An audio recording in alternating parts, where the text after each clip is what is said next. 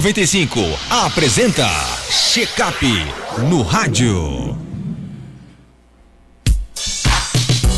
Olha, se você sofre de zumbido, esse sintoma que incomoda bastante, fique tranquilo. Cerca de 20% da população mundial sofrem desse distúrbio, Barulhos nos ouvidos ou na cabeça, que podem ser percebidos como um chiado, um assobio, um apito. Mas quem vai falar para a gente todos os detalhes sobre zumbido é o Dr. Marcos Galvão, médico otorrino, que participa hoje aqui do nosso Panorama 95 no quadro Check-up no rádio, Muita gente escuta zumbido, doutor Marcos? Bom dia. Exatamente. Bom dia, Marcos. Bom dia, pessoal que está ouvindo. Bom dia, fantasma de Geraldinho, que estava aqui e saiu. Mas acho que ele está preocupado com o zumbido. Já ele baixa a sessão e volta. Como o Marcos falou, o zumbido é uma coisa muito prevalente na população, Os estudos mostram aí, alguns estudos 6, outros 20%, difere muito, de adultos, de pessoas adultas com zumbido crônico, que é aquele zumbido que chega e não vai embora. Quando você vai avançando para a população mais idosa, isso aí chega a 30%. E quando você pega aqueles pacientes que já têm alguma perda de audição, dependendo da situação, na perda induzida por ruído, por exemplo, essa prevalência chega a 90%. Então, assim, é uma coisa muito, muito do dia a dia, E um dado alarmante sobre o zumbido é que em torno de 1 a 3% das pessoas que têm zumbido, esse zumbido é incapacitante. Então, ele afeta tanto o dia a dia do paciente, da pessoa, do portador do zumbido, que ele fica sem conseguir trabalhar, sem conseguir estudar. Então é um impacto muito grande na qualidade de vida. Incomoda bastante. Incomoda muito. E o que é um zumbido? Como o Marcos falou, ele pode ser um chiado, ele pode ser um tom fino dentro do ouvido. Isso vai muito do dia a dia de cada paciente. Eu tenho um paciente aqui em Caicó que tem vivência na Igreja do Rosário e diz que o zumbido dele imita o som do batuque dos negros do Rosário.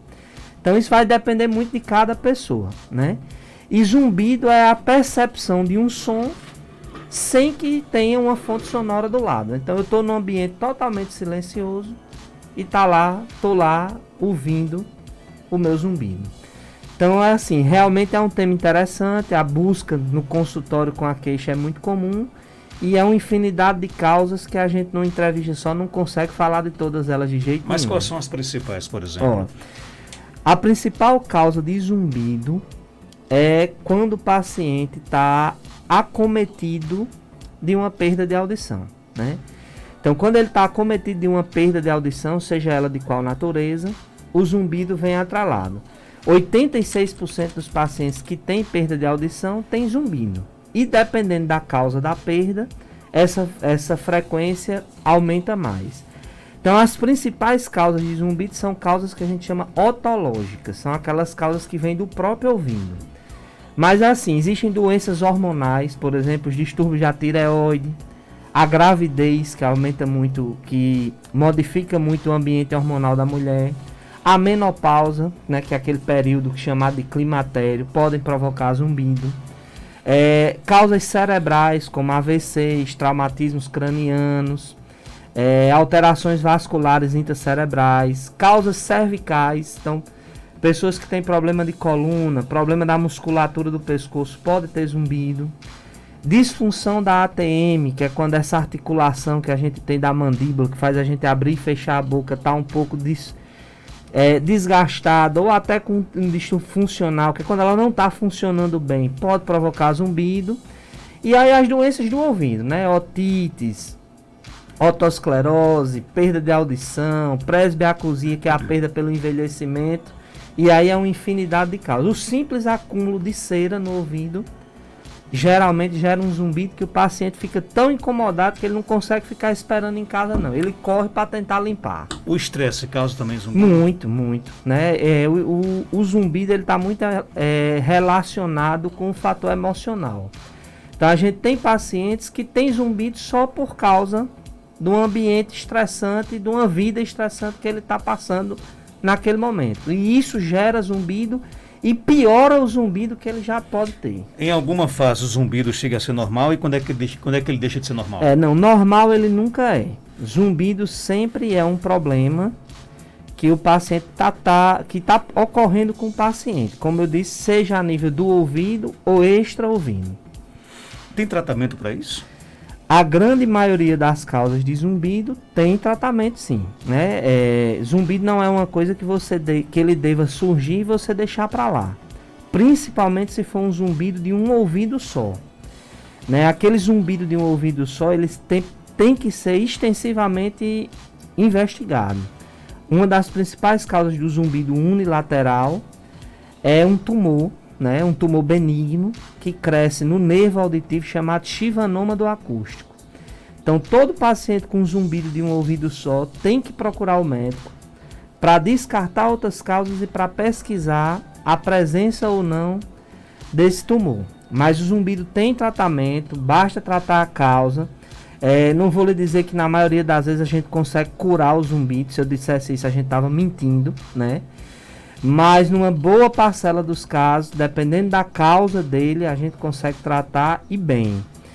E existem outros tratamentos, por exemplo, a terapia de habituação, que a gente recomenda ao paciente dormir com um barulhozinho de natureza dentro do quarto, uma musiquinha, num nível de som que não seja um nível que supere o zumbido, mas que ele consiga ficar ouvindo as duas coisas.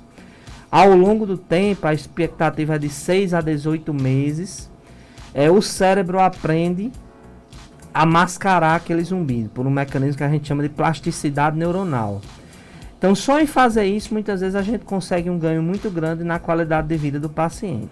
Deixa eu fazer aqui uma pergunta que talvez nada a ver com o tempo, de repente pode até ter. Às vezes quando a gente dorme, por exemplo, adormece com uma luz ligada, um televisor ligado, a gente acorda com dor de cabeça e consequentemente um zumbido. Zumbidozinho. Essa dor de cabeça e o zumbido estão interligadas por causa dessa questão da claridade ou não? Pode estar sim. Como eu disse a você antes, existem as causas cervicais e musculares, né?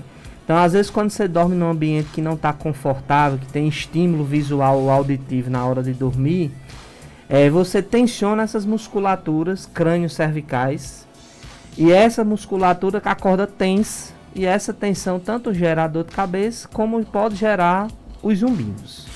É verdade, doutor Marcos Galvão, eu tive um AVC, tenho 76 anos de idade e nunca mais fiquei bom desse zumbido no meu ouvido, parece uma cigarra, chega a incomodar. Tem alguma dica para mim ou eu não tenho, aliás, ou eu tenho que me acostumar com essa cigarra agora? Pronto, bom dia. Olha, a gente não vai se acostumar com coisa ruim. Então alguma coisa a gente tem que tentar fazer para melhorar. A sequela de AVC, quando ela vem com o zumbido, é uma complicação difícil de tratar. Quando o paciente tem uma perda de audição associado, geralmente a gente entra com o uso de aparelho auditivo e tem um ganho muito bom. Quando não tem essa perda de audição e ficou só o zumbido, vale aquela dica que eu acabei de comentar. Comece a dormir com a musiquinha dentro do quarto, um som de passarinho, um barulho de água corrente, num volume de som que não ultrapasse o do zumbido, que o senhor possa ficar ouvindo as duas coisas. Agora isso é uma coisa lenta, né? Então a gente estima que num período aí em torno de 6 a 18 meses o senhor comece a ver um ganho nesse zumbido e comece a ver ele diminuir.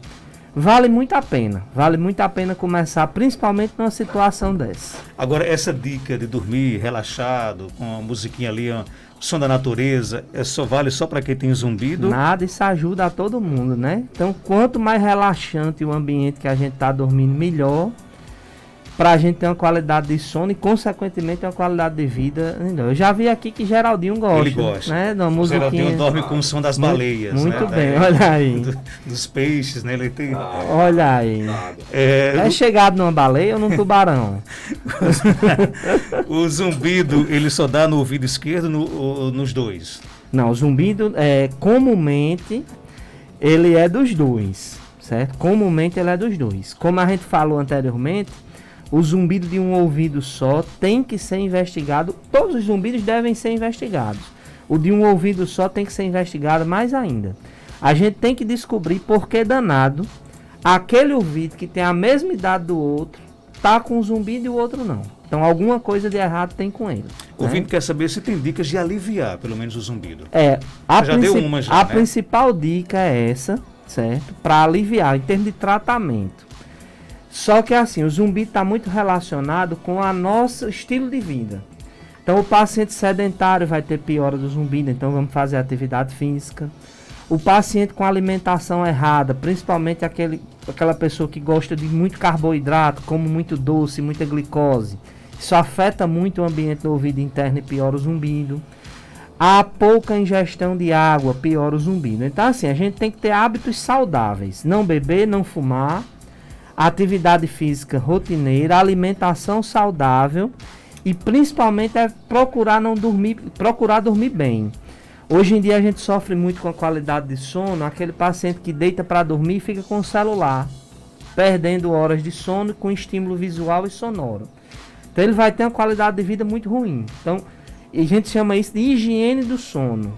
Entrou no quarto para dormir, não veja mais nada, apaga a luz e vá dormir. Para ter uma qualidade de sono melhor e consequentemente, falando do zumbido, não piorar o zumbido, embora piore tudo na vida da gente. Nem televisão. Nem televisão se recomenda. O certo é que a gente não tenha nem televisão dentro do quarto. O ouvinte pergunta, o fone de ouvido, ele pode causar o zumbido? Pode provocar o zumbido por uma coisa que a gente chama de trauma acústico. Então, o que é um trauma acústico? É você se submeter a um barulho muito forte por um período de tempo longo, e isso pode danificar as células do nosso ouvido interno, da cóclea, e esse dano gerar o zumbido e uma perda de audição. Então o fone de ouvido, primeiro ele tem que ser um fone de boa qualidade, então tem que ter o selozinho do Inmetro, né? Segundo, o volume de som não deve ultrapassar metade do volume do aparelho. Então se seu celular, por exemplo, vai até 100, você só deve colocar no máximo até 50. E para cada 1 hora de uso de fone de ouvido, o ideal é que você tire o fone e deixe seu ouvido descansar por pelo menos 30 minutos. Então, seguindo essa tendência, a gente tem uma melhora. Geraldinho apontou aqui para Márcio, parece que ele escuta rock pesado, 24 horas num volume que quem está do lado pode ouvir. Ele está confirmando aqui. E assim, o tipo de música que você escuta também influencia. Então, por exemplo, se você gosta de música popular brasileira, de MPB, um Geraldo Azevedo, um Zé Ramalho, uns caras assim, top de linha, ele não vai agredir tanto. Mas se você gosta de rock, por exemplo, aquele rock hardcore, pesado mesmo, isso vai afetar muito mais o ouvido. Então, quanto mais baixo você ouvir, melhor. Então, se a gente for ouvir, por exemplo, Sertão Sangrento, de Dr. Márcio Leonardo, tem que ouvir baixo. Tem que ouvir muito baixo. Muito baixinho, Dr. Márcio. Um abraço para a turma do Sertão Sangrento. Tem pergunta aqui, Lúcia, do bairro Paraíba. Bom dia, Lúcia. Eu gostaria de saber do doutor que tem época, não é direto não, que eu sinto como se tivesse um ar gelado no meu ouvido. Houve uma época até que parecia que tinha aquela sensação como se tivesse água dentro. Aí agora é como se fosse um ar gelado. Eu já fiz exame para ver se era as taxas altas, deu tudo normal. Aí eu queria saber se pode ser do tempo, devido a eu ter rinite, sinusite. Sensação gelada no ouvido, e aí? Bom dia, Lúcia, tudo bom? Olha, isso é uma queixa que a gente se depara muito com ela no consultório, certo? Essa sensação de um ar gelado ou até mesmo um ar quente dentro do ouvido. E quando a gente investiga, quando a gente vai atrás, a gente não encontra nada dentro do ouvido. Vamos supor essa teoria, como você disse que fez os exames e não encontrou nenhuma alteração. Diante dessa situação, a gente vai imaginar que o problema pode estar em outro local e está afetando o seu ouvido e não ser originado no ouvido. E nessas situações, as causas mais comuns são os distúrbios de ansiedade, né? Quando a gente está muito ansioso, uma gama de sintomas podem aparecer. E distúrbios da musculatura, contraturas da musculatura dessa região próxima ao ouvido, provocando esses desconfortos e essas sensações diferentes que cada pessoa varia de pessoa para pessoa, que podem surgir. Bom dia, né? Sei que não tem muito a ver com o tema, mas me tira uma dúvida. Meu bebê tem 3 meses e ele tem a respiração assim com um roncado. Ela mandou até um vídeo para cá, não sei se vai dar para colocar no ar, né? Ela diz que o bebê tem 3 meses, a respiração fica como se fosse um roncado, né? É normal e pergunta qual especialista você recomenda procurar. Ana Maria. Pronto. Bom dia, Ana Maria. Olha, especialista de bebê é sempre o pediatra, né? A gente preconiza, a boa norma diz que você leve primeiro ao pediatra e de acordo com a avaliação dele, se ele precisar da opinião de outro colega, o pediatra vai dizer. O bebê que ronca, ele pode estar acometido de alguma disfunção, alguma alteração da via respiratória, certo? Então ele pode ter um adenoide grande, embora os distúrbios da adenoide sejam mais comuns a partir de 2 anos de idade. Ele pode estar com um quadro de rinite, né? A inflamação do nariz fazendo o nariz obstruir, obrigando ele a roncar. Ou ele pode estar com simplesmente uma imaturidade do sistema nervoso autônomo, que a gente chama de rinopatia do lactente. É aquela história da acetilcolina e da adrenalina, que a adrenalina é uma coisa que a gente escuta falar muito, né? Essas duas substâncias no organismo regulam um pouco da obstrução e liberação do nariz. E o bebê não consegue ter esse controle fino. E alguns deles não conseguem ter esse controle fino e acaba obstruindo o nariz. A gente chama isso de rinopatia do lactente. Então ele pode estar passando simplesmente por um quadro desse e as medidas de suporte, como lavagem do nariz com soro e higiene ambiental, resolverem o problema com o tempo. Mas o ideal, o certo, é a senhora levá-lo ao pediatra, certo? Para o pediatra fazer essa avaliação, ele vai resolver em 90% das vezes. E quando ele precisa da nossa ajuda, ele encaminha ao otorrino para a gente fazer a avaliação. Tem mais perguntas chegando, bom dia. Bom dia, doutor. Eu gostaria de saber, porque eu tenho uma coceira lá dentro do ouvido, insuportável. Que me dá vontade de enfiar o dedo lá dentro e ficar coçando, é insuportável. O que é que vem a ser isso? E aí, doutor? Bom dia. Olha, coceira no ouvido é chato. Eu imagino o sofrimento que a senhora passa. Geraldinho balança. Parece que toda doença que Geraldinho a gente conversa aqui, Geraldinho tem. Geraldinho é o poço das doenças. Né? Ave Maria, o homem tá difícil. Coceira de ouvido, normalmente é uma situação que a gente chama de eczema, que é uma descamação da pele do ouvido que provoca muita coceira, principalmente quando é uma história longa, uma história crônica. O eczema é um problema da pele, de pele do ouvido, que tem tratamento, tem controle, mas normalmente o paciente, vez ou outra, tem umas recaídas. E o importante aí é não usar cotonete de jeito nenhum e ter cuidado para não entrar água no ouvido. Quando é um quadro mais agudo, então uma coceira que começou há poucos dias, a gente vai desconfiar das otites, né? Qualquer otite pode provocar coceira, mas principalmente a otite por fungos, que às vezes é difícil de tratar e que provoca muita coceira. Eu já aprendi aqui nesse quadro que o cotonete é um vilão. É um vilão. Porque quando lançaram o cotonete, colocaram aquele gordinho azul tomando banho, se enxugando e limpando o ouvido com cotonete, e isso matou todo mundo, porque caiu no gosto da galera, né? Mas hoje em dia, por lei, todas as caixas de cotonete, das hastes flexíveis, dos cotonetes, tá escrito lá atrás em letras, inclusive grandes: não introduzir no canal do ouvido. A nossa querida professora Iva Costa pergunta se você faz o exame de apneia do sono. Bom dia, Iva. Olha, aqui em Caicó a gente tem o exame disponível com o Dr. Enio Lobo, que participa aqui do quadro, que hoje está atendendo lá na clínica Cardio Kids. Então lá no nosso serviço a gente não tem, mas quando a gente precisa a gente direciona lá para o Dr. Enio e resolve bem demais. É um exame rapidinho? Não, é um exame demorado, porque é um exame que dura uma noite inteira, certo? Tem que ser a avaliação do sono constante, mas é um exame que traz muita informação para a gente e elucida muita coisa. Doutor Marcos Galvão, meu bebê tem 9 meses, contudo ele se acorda. Eu até já imaginei de colocar umas bolinhas de algodão no ouvido dele para ele poder dormir melhor. É certo ou é errado? Ou eu deixo a audição dele livre, mas é porque não consegue dormir. Eu queria que ele dormisse a noite toda, por exemplo. Não faça isso não. Não coloque essas bolinhas de algodão dentro do ouvido, não, porque você vai abafar o conduto, diminui a ventilação e favorece as infecções e a proliferação de bactérias. Então deixe o ouvido dele livre. Tente controlar melhor o ambiente do quarto, né? Tentar deixar um ambiente mais tranquilo possível, com o mínimo de ruído, né?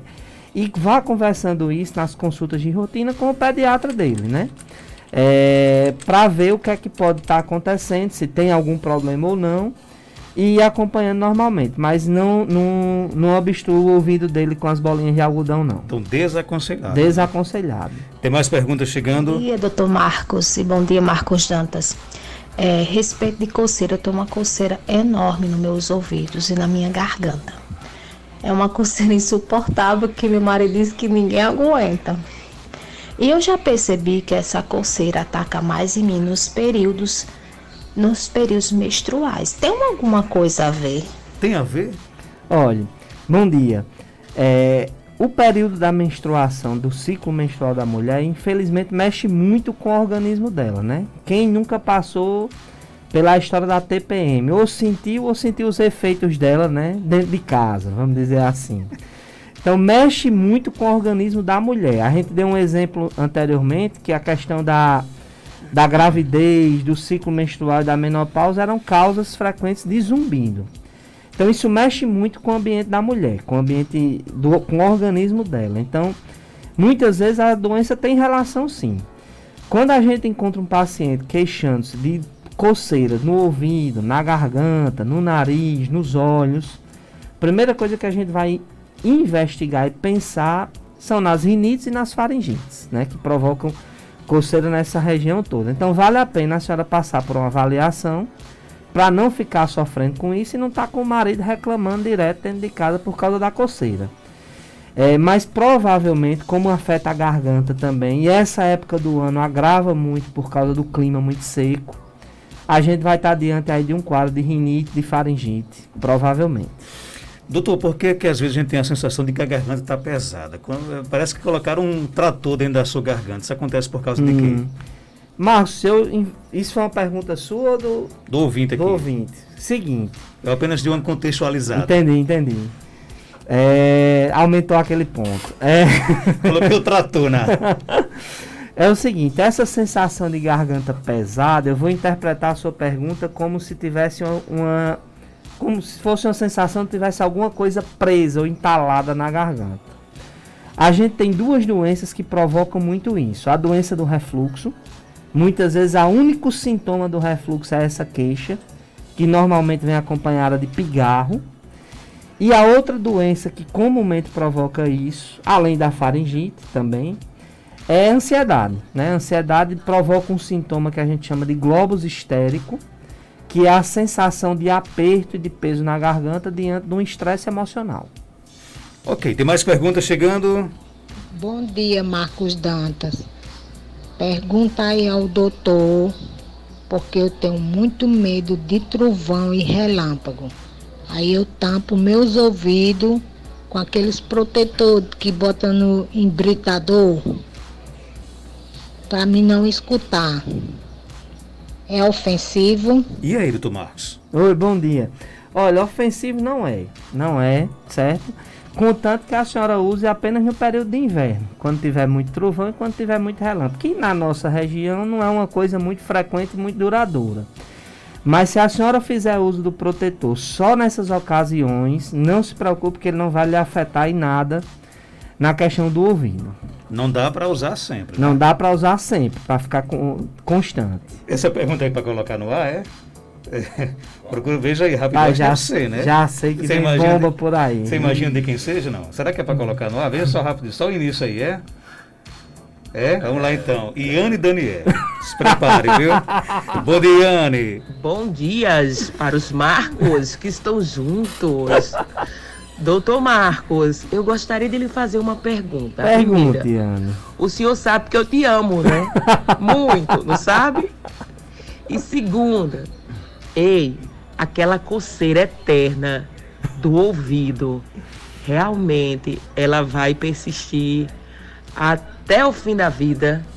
Ô coceira, olha, é uma coceira que eu fico colocando até o palito de dentro, palito de fósforo. O que eu vou encontrando pela frente para coçar.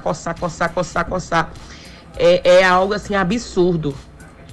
Iane tem coceira no ouvido? Minha amiga Iane Daniele, um abraço para você. Um abraço, Iane. Já ela vai estar por aqui, né? Você sabe que Iane é uma paciente difícil, né? Iane, a gente recomenda algumas coisas a ela, ela vai para um sítio e come uma galinha caipira. E o refluxo dela piora. A gente recomenda ela ficar longe de poeira e ela vai para o meio da terra dançar o piseiro.